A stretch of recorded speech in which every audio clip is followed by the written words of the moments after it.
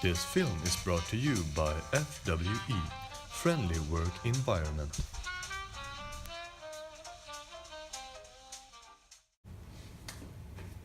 Oh hi, I didn't see you there. My name is Victor Linger and I'm an employee here at FWE. We work with different corporations and look deep into their environment at the office and how they work with each other. Do they feel safe with their boss and the people they work with? Can they work in peace and avoid stress? Do we all know what to do when they come to work? These are all the questions that we ask when we meet up with different corporations all around America. Today we're going to look into 5 things that a group need to have to be a functional crew. Leadership, growth and development, workload management, engagement, and balance. For office to work smoothly, it's very important that you have a stable and experienced leader, a leader that will help you and guide you in the right direction. A group needs a leader to be organized, make sure that everything is going as planned, and take control if something goes wrong. It has been proved that employees feel more safe and comfortable at work if they have a leader they enjoy and trust. It's much like a teacher. The subject becomes more interesting and fun if you like the teacher, and you might feel bored, unsafe, or even scared if you have a teacher that you don't trust. The lack of a good leader can lead to psychological and physical problems. It can lead to stress, and if you don't feel calm and relaxed around the boss, it might later lead to sickness. And if one person in the team feels sick or unsafe, later the effect will infect the whole team and they will all feel the same. So as the leader, it are a lot of things you have to do to provide your staff with the right tools. First of all, get to know them. It's much easier for both you and your staff to communicate if you already have some sort of connection. They will trust you more and they will feel more comfortable with you around. I mean, imagine working with 4 people you don't know compared to working with 4 of your friends. As a leader, don't focus on the goal, focus on the way to the goal. The employers will clearly notice if you are not looking at the bigger picture and only sees the finish line, which will make the employers unmotivated and uninterested in their work. That's all from me for part 1. Let's move on. Hi there, welcome to my office here at FWE. I heard you already talk to my colleague Victor Linger. Oh, excuse me, I didn't present myself.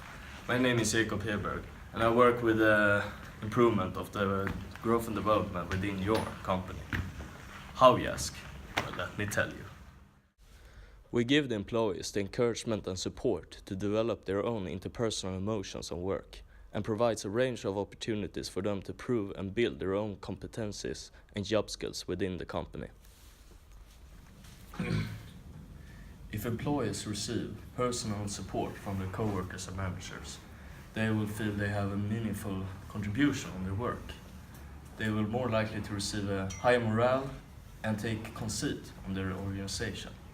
That is why growth and development will make you more dedicated in reaching yours and your company's goals. Yes.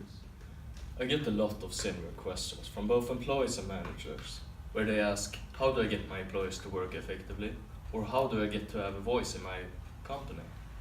Well, what people doesn't know much about is that psychological well-being is affiliated with their work engagement. That is why we offer to support those in distress, so their input in work will become greater.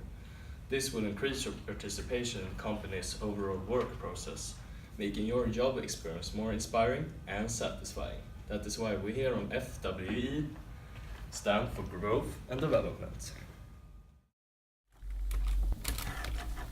Workload management is the process of distributing the different workloads that a system handles intelligently. For almost all employees, the most important factor in stress-related problems is the workload put upon them. Not only the amount of work, but also with what resources they have at their disposal.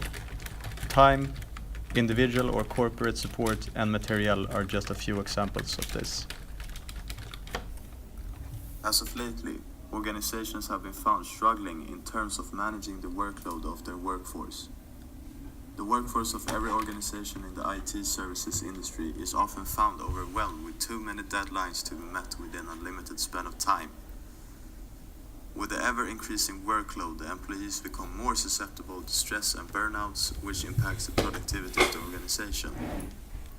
The following points can help the organization to efficiently manage the workload distribution in order to maintain a healthy and contented working force.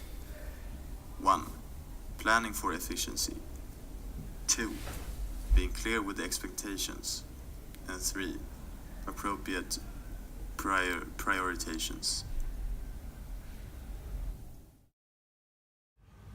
Engage employees is very important for us at FWE. It gives a motivated working environment for all at the office as well as for the individual.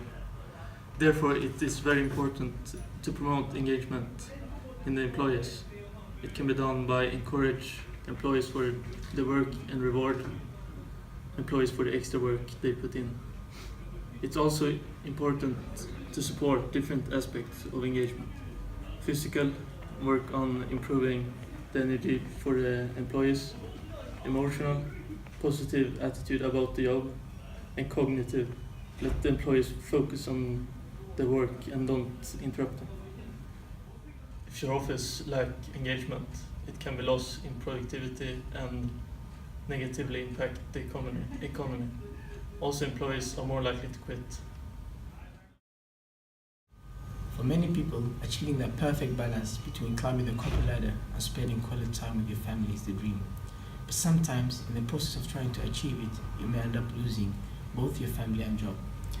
So maintaining the ideal work-life balance may not always be easy, but it's something you really can achieve if you implement these few steps.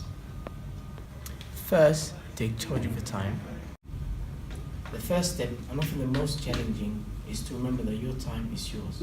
You get to decide how to spend it. You'll be more effective and less stressed if you learn to take charge of your work, personal and family time. And second, don't fear saying no. It can be challenging and make you feel like you're letting people down when you say no. But you need to learn to say no whenever work, friends or family make a reasonable request. Because it is okay for you to say no to allow yourself to maintain that essential balance. And the third is to unplug. From telecommuting to programs that make work easier, technology has helped our lives in many ways. It has also created expectation from constant accessibility. The workday never seems to end. So you shouldn't text or send mails while you're hanging with your family, rather you should make quality time, true quality time. By not reacting to the updates from work, you will develop a strong habit of resilience. And resilient people have a greater sense of control over their lives. And the fourth and the last is exercise. When our calendars fill up, often the first thing to go is exercise. Exercise is an effective stress reducer. It pumps good endorphins through your body. It helps lift your mood and it boosts your energy. These exercises require minor effort but offer major payoffs.